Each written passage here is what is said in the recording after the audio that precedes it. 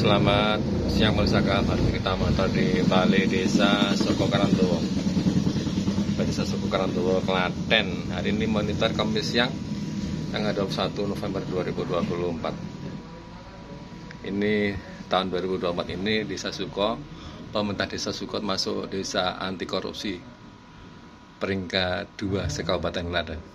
Yang peringkat 1 Desa Nggadak mengikut Kecamatan Ngawen. Oke. Ini perangkat desa Suko ini, makmur naik langsing kayak juragane Teh Janaka. Ini kita ada di kantor desa Suko ya, Karantowo. Mantap ya, desa Suko Kecamatan Karantowo meraih peringkat 1 ini, kategori desa dengan pelayanan informasi publik paling informatif. Wah, mantap ini. Dalam penilaian lomba ini, Klaten Innovation Award 2024. Oke. Ini piagamnya yang kemarin dapat peringkat 1. Desa dengan pelayanan informasi publik paling informatif diberikan oleh Bupati Klaten Ibu Sri Mulyani SMMSI kemarin tanggal 4 November 2024. Oke. Desa Suko oke. 823 650 Pak Colok PBB Ngerno. Jenengan lari jenengan langsung PBB ketemu. Pak Colok PBB Ngerno. Ini PBB kan gampang. Jadi silakan nanti jenengan. Insya Allah kami akan menjawab jenengan ya, dan 24 jam kami layani kecuali pas tidur. Jadi silakan untuk kasih kesana Mas. Yang terakhir mungkin kami sampaikan kami dari Desa Suko yang sebelumnya sudah tugas menguji bisa baru 2 tahun ini ternyata Suko nggak lunas terus. Nah ini ada temuan dari masukan memang kami selaku petugas itu kalau 100% nggak mungkin baru ada kebijakan dari kami. Sama petugas ya kami mengaku ya kamu beberapa hari tahun terakhir ini kan gerakan dari pemerintah sendiri kurang. Dulu 3 tahun atau 4 tahun yang lalu kan masih ada gerakan dari semua karyawan, dari semua pegawai ada bulan bayar pajak Agustus lunas. Itu ada edarannya Pak. Jadi sudah membantu kami selaku kadus di wilayah setelah menyampaikan itu nanti kita sampaikan klinik sudah titipan maksimal batas akses dan benar. Kemudian si PNS Agustus sudah dengan edaran sudah. Aturan yang diwatangkan minta jadi mohon nanti digerakkan lagi Pak. Ini salah satu pemberdayaan.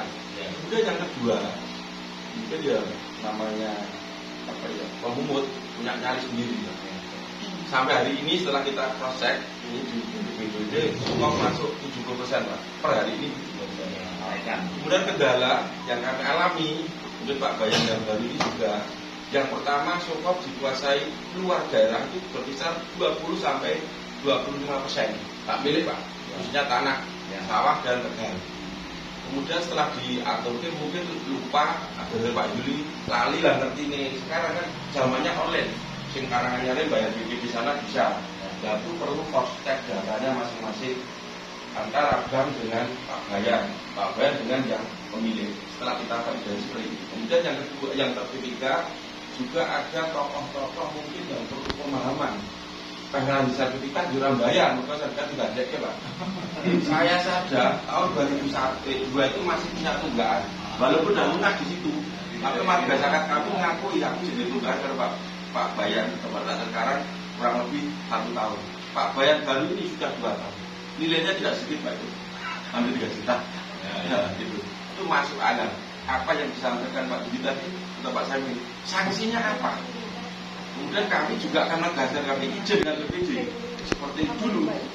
Sanksi di luar penjenengan di sana tentang izin, tentang MB, kami juga akan menerapkan semua pelayanan harus lunas BPD. Hendak kami juga itu akan kami coba kembali. Memang beberapa akhir setelah COVID ini surat edaran dan teman-teman BPD juga tahu tidak kami sampaikan kepada masyarakat. Maklum. Tapi dengan gebrakan ini Pak, depan kami juga akan mohon izin untuk sebagai surat perdes pelayanan apapun harus lunas BPD. Itu adalah suatu masukan yang mungkin akan bisa menggerakkan. Kemudian yang ketiga Pak, izin. Kalau ini disetujui oleh Kadus dan teman-teman BPD, kemudian RT juga siap. Mulai 2005 kita akan coba kalau SPPT dan penarian pajak itu kita serahkan di tingkat RT, khusus di desa. Kemudian yang di luar desa tetap sebagai Kadus. Dan itu nanti fee masalah yang lain akan kita bicarakan di tingkat desa. Itu Pak, hal-hal yang mungkin akan menunjang pemasukan Pak.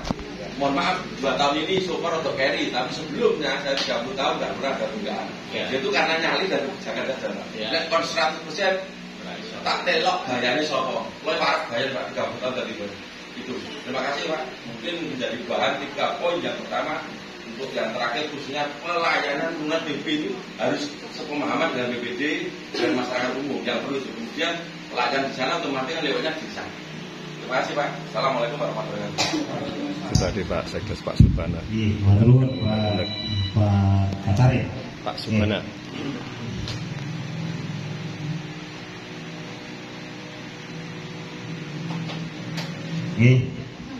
Terkait dengan masalah tadi, yang namanya di Desa Suko belum pernah lunas. Pernah lunas ya. Artinya kalau dulu pernah lunas, kok iso lunas kan gitu?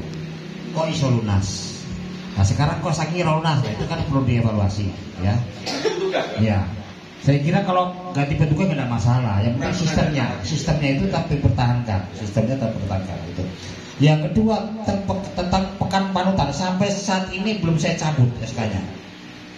SK-nya Bupati dan Surat Edaran Sekda belum saya cabut tentang pekan panutan, baik termasuk dengan pelayanan tadi, ya semua pelayanan di desa itu belum saya cabut. Atau mungkin perlu kita perbarui ini. Artinya apa? Oke, masyarakat itu hak mendapat pelayanan tuh. Saya sampaikan hak itu memang betul, tapi kewajiban dulu. Lau karep mlebu swarga iku tuh akar Gusti Allah sing gitu. Haknya swarga, lah kewajibannya ya taat seno, kan gitu. Gimana? Kan begitu. Jadi harus betul-betul kita harus berpikir betul-betul terkait dengan masalah hak dan kewajiban itu, ya. Yang kedua, Pak, terkait dengan kendala ya yang di luar daerah. Oke. Katakan sekarang 70%. Berarti masalah penjenengan 30%. Ya toh? Saya sampaikan strategi ini pasti akan betul dan itu akan betul-betul akan jitu. Setiap penerimaan SPPT pada awal tahun, bulan Februari atau Maret dari kami, Pak Bayaka sudah tahu wilayahnya, kondisinya, ekonominya masyarakat. SPPT dibagi 3 kategori.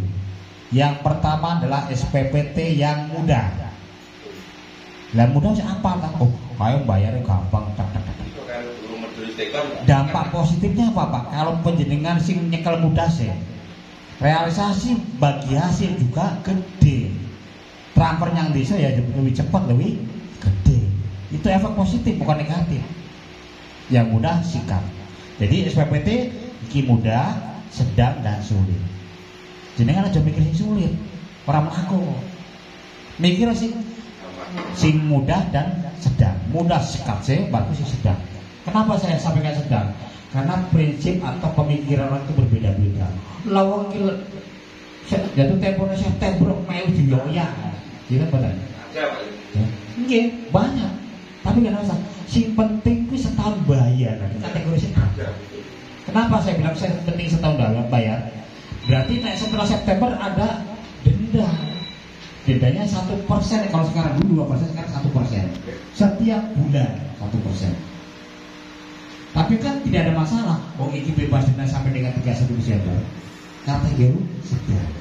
Sekarang kategori sulit itu hanya 30%. Bahkan sampai 20 atau 10%. Nah, dari kategori tadi yang sulit itu adalah langkah yang terakhir setelah mudah dan sedang selesai. Nah, yang 30% tadi tolong. Ini bayarnya ada berapa di sini? Di Suko? Satu. Paling kecil Pak, kecil. Biasanya kecil. 35. Oke, nggak masalah.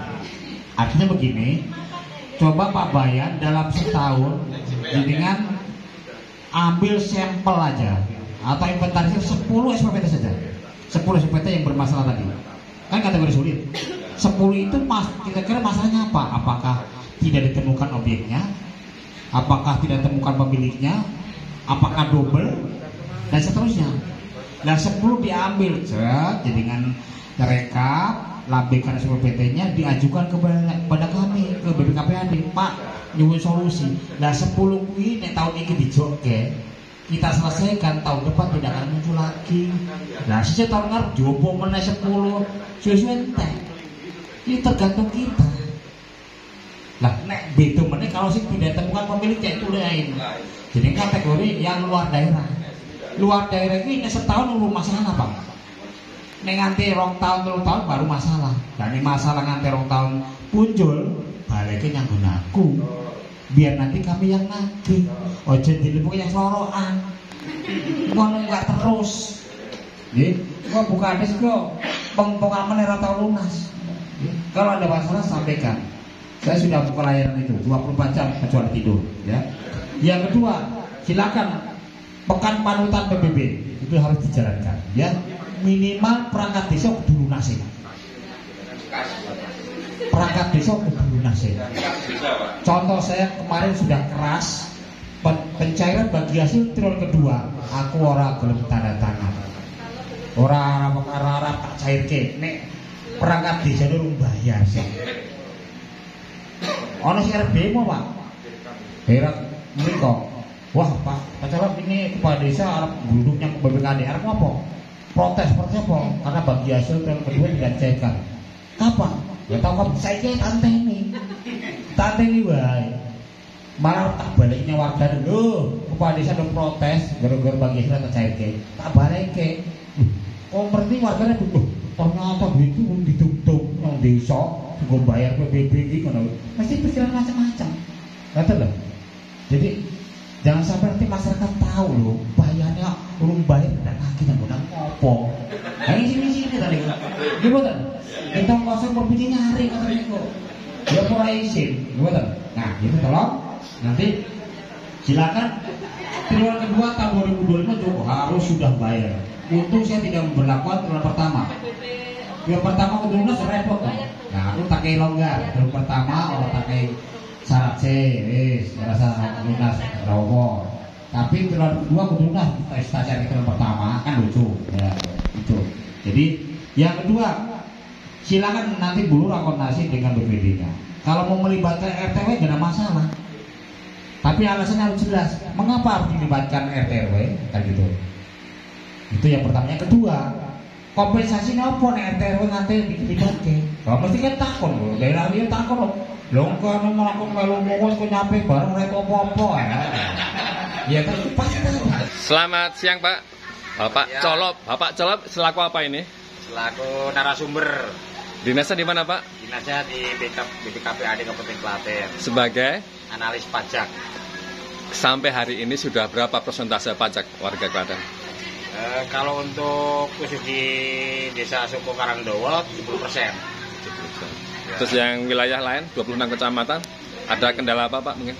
Kendalanya ya klasik, hanya masalah pertama ya memang butuh informasi dari masyarakat terkait dengan masalah pendaftaran PBB. Itu masih banyak sekali masyarakat yang belum memahami terkait dengan itu. Kenapa? Banyak sekali masyarakat sudah pemecahan sertifikat tapi juga PBB-nya masih satu, jadi itu perlu sekali pemahaman. Yang kedua juga banyak masyarakat yang masih bingung bayarnya di mana seperti itu. Juga persyaratan juga untuk kaitannya dengan pemecahan PBB juga masyarakat masih banyak yang belum memahami terkait itu. Makanya kita ke desa agar supaya masyarakat bisa mengetahui melalui perangkat desa dan tokoh masyarakat. Siap. Tadi yang hadir dari mana aja Pak? Dari narasumber tadi dari anggota DPRD Komisi 2. Siapa aja Pak? Yang pertama dari Ketua Komisi 2 Bapak Agus Rianto, ya dari Wakil PDI Perjuangan. Yang kedua Bapak Basuki Effendi juga dari Komisi 2 DPRD dari fraksi Golkar. Yang ketiga Bapak Aziz juga dari Komisi 2. Bapak Aziz Samprudin namanya, itu dari Komisi 2 juga, dari fraksi Gerindra. Oh, Gerindra. 3 orang dari Komisi 2. Siap. Tahun lalu berapa capaian setoran masyarakat terkait PBB? Terkait dengan PBB, total. alhamdulillah tahun yang dulu juga signifikan atas kegiatan kita, yaitu kegiatan sosialisasi, ya bisa mencapai hampir 80%. Berapa itu angkanya? Sekitar? Angkanya dulu sekitar 40 miliar. Untuk tahun ini kira-kira naik atau turun, Pak? Kira-kira, Pak? Kalau untuk tahun ini yang jelas itu naik karena memang waktu tahun 2023 itu ada penyesuaian NJOP. Ada kenaikan. Insya Allah nanti tahun ini juga atas kegiatan ini juga ada kenaikan yang signifikan realisasinya dari masyarakat Kabupaten Klaten. Mungkin mencapai 50 miliar atau berapa? Atau bisa sekitar? lebih dari 50%. Lebih dari 50 miliar. Ada nggak kebijakan atau taktis mungkin reward Ya. bagi teman-teman perangkat desa yang tertinggi terus yang bawah-bawahnya ada reward gimana? Apabila nanti dari desa lunas PBB-nya untuk satu desa, nanti ada reward dari pemerintah daerah. Baik, karena apa? Rewardnya itu dikategorikan menjadi per bulan. Kemudian lunasnya bulan Mei juga nanti ada reward. Terus nanti di bulan Juni sampai dengan September ada reward. Siap. Terima kasih. Gitu Pak Colop. Siap. Semangat dong. Namanya Mang Colop ya? Nama saya memang aslinya Colop. Ya. Lengkapnya? Colop. Asli Colop. Gelarnya apa, Pak? Gelarnya Sarjana Ilmu Politik. Colop S. SIP. Oke. Dulu alumni mana, Pak? Dari Kartika Bangsa di Jakarta. Wah, mantap ya. Makasih Pak Colop. Sehat selalu Pak. Sama-sama, Oke, semangat. sama-sama. Oke. Mantan bayan. Oke, yuk. Enggak. Semangat ya Pak Colop. Ada. Lanjut. Oke, lanjut. Nah. Semangat ya Pak Colop, sehat selalu. Yuk. Oke teman-teman, kita monitor. Kita ingin ngobrol dengan Ibu Kepala Desa Soko. Ibu Kepala Desa Soko namanya Ibu Hajah Simawarni AMD. Ibu Hajah Simawarni. Ya.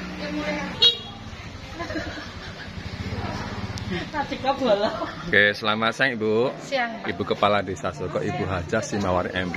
Bu, apa pesan buat warga Desa Soko terkait pembayaran PBB, Bu? Oh ya, monggo bagi masyarakat khususnya warga Desa Soko untuk berbondong-bondong membayar pajak PBB karena itu untuk Pembangunan juga. kepentingan untuk bukan khusus untuk pemerintah desa, tapi untuk kepentingan semua warga. Alhamdulillah. Sudah berapa persen Bu ini Bu? Udah alhamdulillah 70%. Alhamdulillah. Kalau jumlah angkanya berapa Bu sekitar? Sekitar berapa ya? Tadi berapa jumlahnya Bu? Jumlah PBB-nya? 35 jutaan. Di Desa Suko ada berapa RT RW Bu? Ada 8 RT, 4 RW. Alhamdulillah. Iya. Bu, mungkin disampaikan ke masyarakat biar semakin semangat dalam membangun, karena informasi kemarin Desa Suko meraih peringkat 1 ya dalam pelayanan apa Iya. kemarin? Iya. Pelayanan apa? Informatif apa? Pelayanan Iya, pelayanan yang terbuka, terus transparan, bisa lewat website, enggak harus datang ke kantor, tapi bisa lewat istilahnya IG atau WA, WhatsApp ke perangkat kalau warga itu membutuhkan pelayanan. Silakan 4 November kemarin Bupati Klaten Iya. ya dalam Klaten Innovation Award ya. Terus yang terbaru kemarin desa anti korupsi Bu ya. Iya. Peringkat berapa Bu? 2 dari Kabupaten Klaten. Alhamdulillah. Ada bocoran Bu mungkin dalam pemerintahan Desa Soko kok bisa mendapatkan penghargaan peringkat 2 desa anti korupsi? Iya. Itu modal kita di lingkup pemerintah sendiri. Pertama itu harus kekompakan dulu, kompak.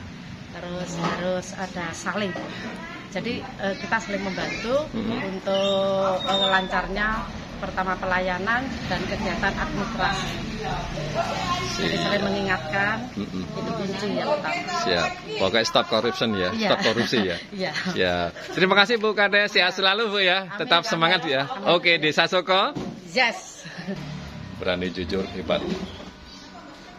Oke, demikian saya kabar. Tetap semangat teman-teman ya.